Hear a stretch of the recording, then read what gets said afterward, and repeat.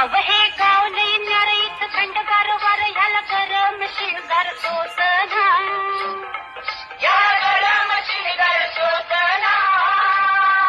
याचा आदर्शाचा तोरा ह्याचा कागदाई कोरा इत शाहिरी लेखनी सोसना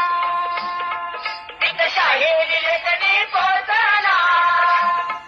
हित वरण भाताची गोडी र नको फुकट छेडा छेडी र